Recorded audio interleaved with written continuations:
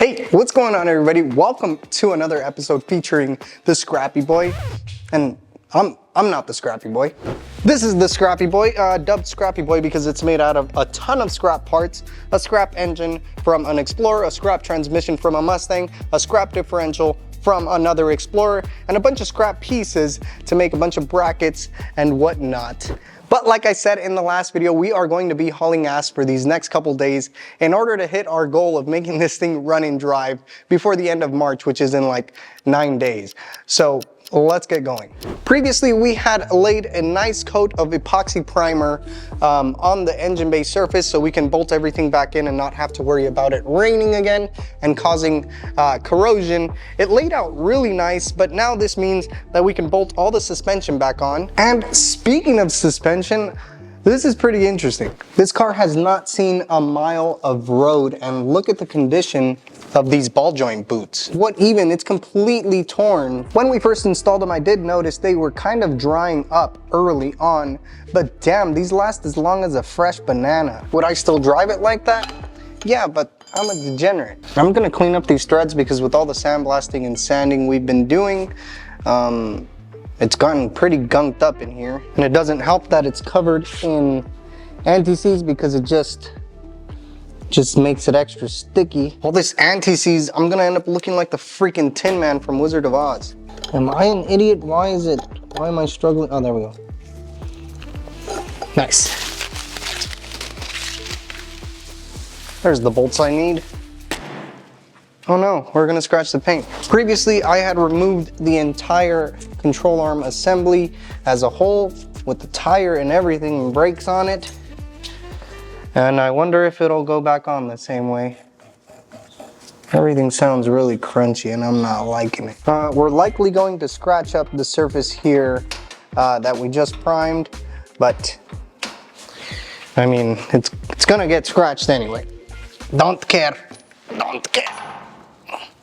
Okay, maybe I need the floor jack. Beep, beep, beep, beep, beep, beep. This looks like some mean camber. Go in the bolt holes, please. Yes. Nice. Let's see if we could use a magnet to pull the bolts through. Please. There we go. Here's one. Why is it always easier to take things apart than it is to put them back together? Hey! Does that look right to you guys?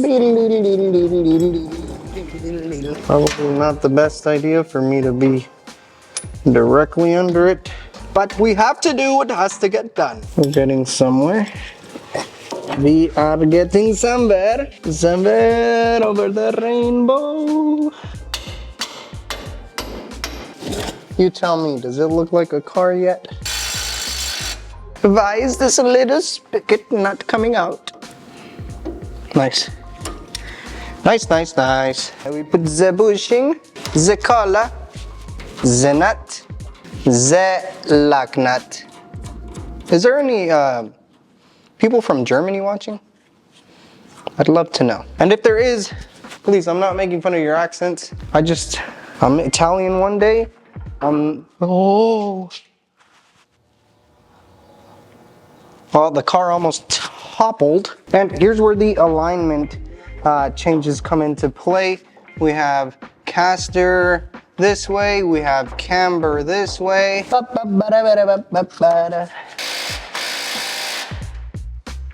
That's loud. All right, so this is something I don't really show here on the channel, but I mean, it's my reality and it just gives you guys a better understanding of our time frame and our work schedule. But we're an hour into working in the scraps thing and we got called in for a part run.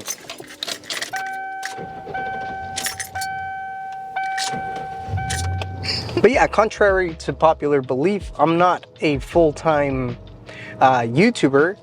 I do work with Sarah pretty much every day. I get called in for some type of errand, whether it's parts, food, and this can look very different every week. One day I might be mixing up concrete for an AC unit. The next day I might be helping out film car reviews, and sometimes this can even include 200 hours of body work on a little Celica you guys might have seen. But let's get back to the car reviews, because this is easily one of the coolest parts of my job, because I get to experience, see, and sometimes drive these cars that I would not have access to otherwise.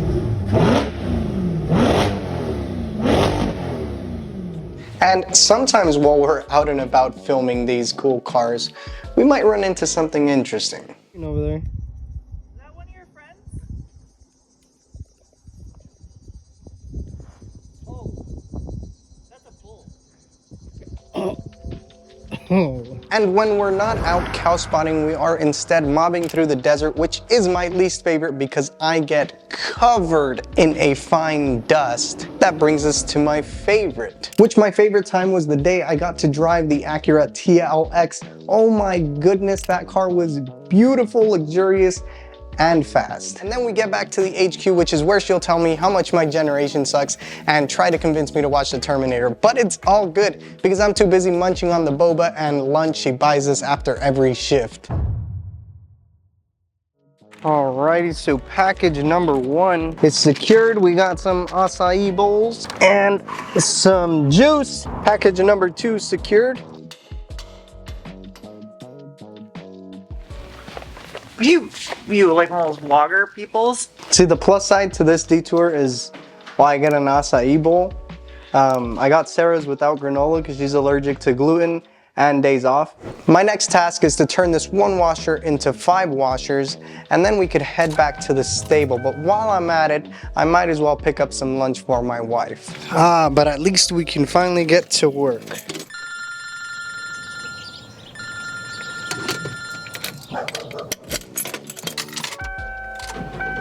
And that's another good point to be made, is that just because we already made a run for the day, doesn't mean we're safe from another one. Like I said, we're on call basically all the time. And my next task is to, ooh, is that a chocolate covered almond? Don't mind if I do. But I have to turn this 1 clamp into 3 clamps, and while I'm at it, I'm gonna steal a water for myself, and then we could head back to the stable. And somebody in the comments had said that Sarah's Celica was going to be running and driving before the scraps thing. Well, of course, I'm delivering the parts. But anyway, I wish I also had an assistant that would fetch me parts and work behind the scenes, maybe one day. Let's get to work. I also picked up some goodies from the P.O. box while I was on the road. Oh, hey, Ozzy, you're working today? What the? You did all this in the couple hours I was gone? Pues quien más? Alrighty folks, let's give Ozzy a big round burrito because he took it upon himself to keep the ball rolling while we were out and about. He prepped the engine for install, cleaning each spark plug that I fouled on the first start, as well as throwing on the really awesome Mac headers. And speaking of headers, I want to give a huge thanks to my friend Forrest for TIG welding these V-band flanges onto these headers, not only improving looks, but also improving airflow. And consider this a sneak peek to what is to come in the next couple days. After the headers, he proceeds to finagle the engine into place, then addresses a small coolant leak, followed by the installation of the Phytech unit. And I just gotta say, damn, this engine bay looks good.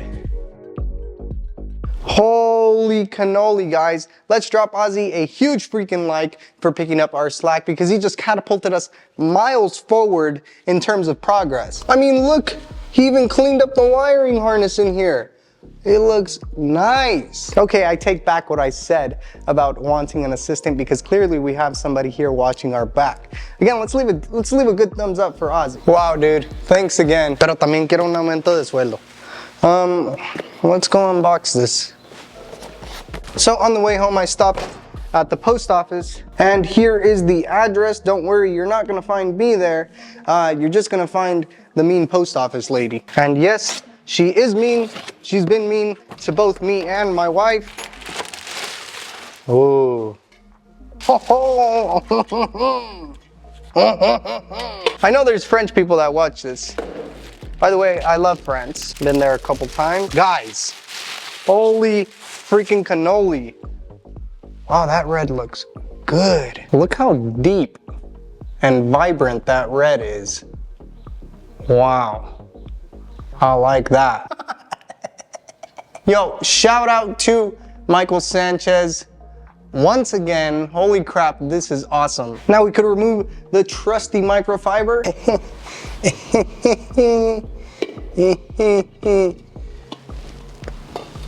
Oh, I need a gasket. Just this little donut piece. It's almost a shame though to cover the Phytech throttle body because it is so pretty, but if we're gonna cover it with something, might as well be this. Chow! Look at that! Just look how good that looks. Oh, I just can't get over it. Now we can really start making progress. Oh my lord! I just pulled a SpongeBob and completely tore my pants. Now what the hell am I gonna do? Ozzy, I'm gonna need your pants. I'm gonna need your pants. Well, I can confidently say that's the first time I've ever tried to take another man's pants off. Because of the new location of the engine, we absolutely have to use some spacers. Lovely. Lovely. So even with the spacer, once it's sitting flush, it still hits the oil pan. So we're gonna add maybe 1 or 2 washers on here. And this shouldn't give us any bump steer issues since the movement that we're making on this steering rack is horizontally and not vertically. I think 1 will do. Just 1 little washer, 1 little washer. Can anybody tell me where that originates? Instead of washer, some people say washer. I used to work with an aircraft mechanic that would always say washer instead of washer. And I'd always be like, where'd you learn that? Hand me the washer, put a washer on that. Luckily, I only needed to add 1 washer onto this thing, and we have maybe an eighth, a 16th of an inch of clearance there. Also, look how much of a gap we have between the radiator fan and the water pump. This is not this good on a stock application. They are much closer. You can't usually get an electric fan when running the stock setup. But because we moved the engine about 6 inches backwards, we can play with all that clearance all day long. Made in the USA.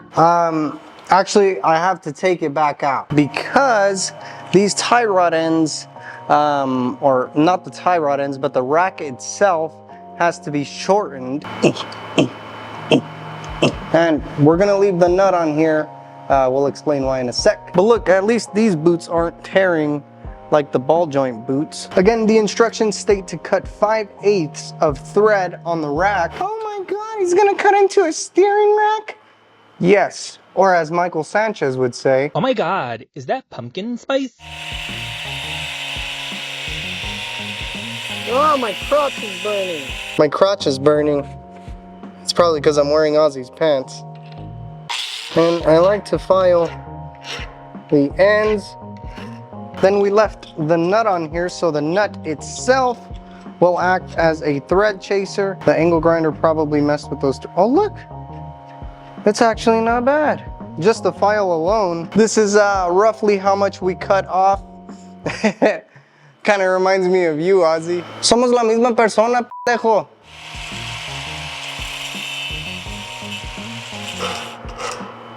Okay, now we could actually install this. Boingo, boingo. Nice, nice.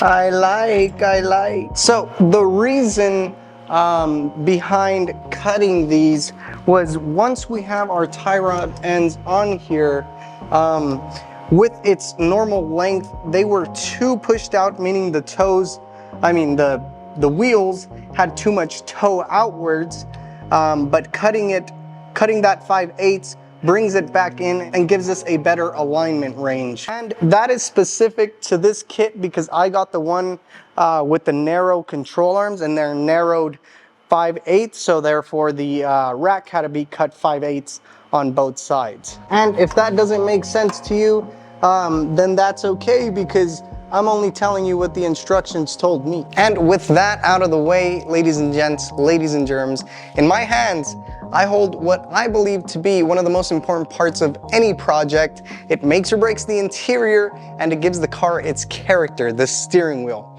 And the scraps thing will be rocking this one.